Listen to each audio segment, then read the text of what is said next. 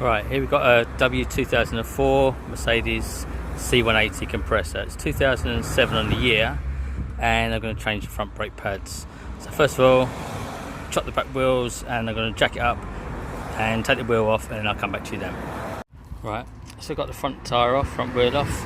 I like to try and put it under the car if I can, just safety's sake, rather than relying on the jack. And I should have axle stands on, but can't find it in a minute. What we need to do anyway is take off these two nuts, or two bolts, sorry. Where's that one? Under there, on the sliders, and I think they're 30mm, but I'll come back to you on the size of them. So what I'm going to try and do is just under the bottom one. I know on some cars you can just peel them up and they'll sit up on the top, and there's no need to take the top one off. Get a 30mm spanner or socket, we'll try. Right, so yeah, the 13mm socket on the back, and what you need to do is on the slider, where is it?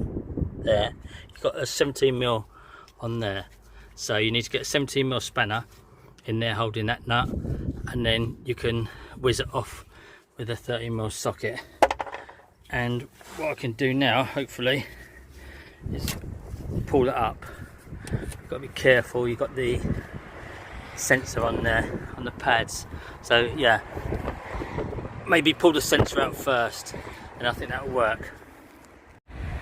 Right, ended up taking off the caliper for the sake of another nut. It's not worth messing around at.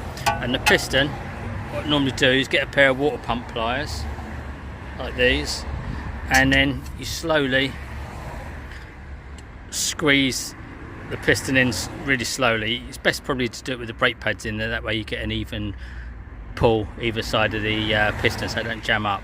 You can do it by putting a bar or screwdriver in between the disc and the pad when the caliper's still on. That will do the same thing, but I always like to use water pump pliers if I can, or a G-clamp you can put inside there as well.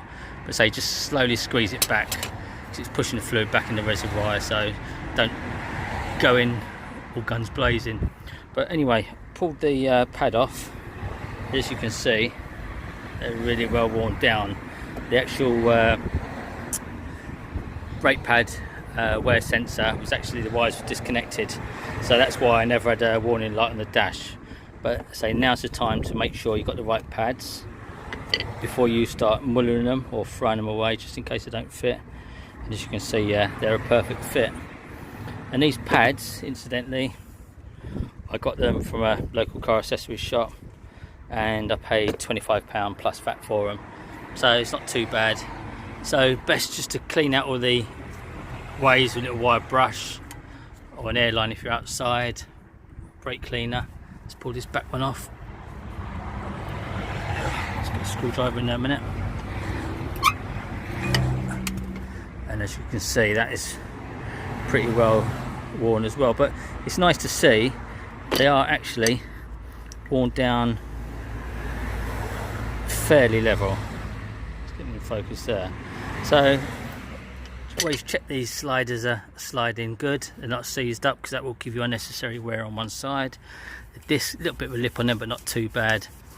And yeah, just going to clean them up, spray them, and then put high temperature copper grease on the sliders and on the back of the pads to reduce the squeal. So I'm going to put them in and come back to you then. Right, okay, that's one side done. I looked at other videos on there, and it did show different calipers on there with clips in the bottom, like that hook into that fly off and hook into the bottom of the caliper. But I don't know, on the 1.8 compressor 2007, this is what I found. So really easy to change. Pads are back in now, but remember, obviously, because you pulled the piston right back, you need to pump the brakes a few times, because you'll jump in it, you'll reverse up or whatever you're going to do, drive off, and the pedal goes straight to the floor. So it'll take probably about 3 pumps on the pedal to the floor before you get the brake pedal back again. It's not air in the system, all it is just the pistons. They only move a small little bit for it to get pressure on the pedal. So because you pull them apart, each pedal pump to the floor is probably moving about 2 mil at a time. So just probably about 3 pumps and you feel the pedal come up, and then the pads will stay there and the piston will stay where it is. So then you'll have your normal brake pedal back again. But always best to check the brake reservoir fluid. Make sure you haven't squeezed too much back or someone's topped it up and the reservoir's overflowing. You've got brake fluid all down the side of your car, which will strip the paint off, obviously under the bonnet, but you don't want it dripping on anything rubber or paint, anything like that. So that's it. Took probably 10 minutes and ready to put the wheel back on. So that's it, easy as that. Right, we're all done. That side really quick, obviously because I weren't playing around with the camera, but that side took 5 minutes max.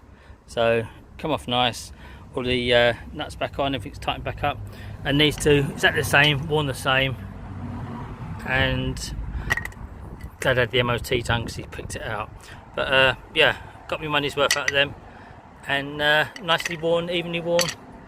So job done. Hope that helps someone doing theirs, and good luck to the next one.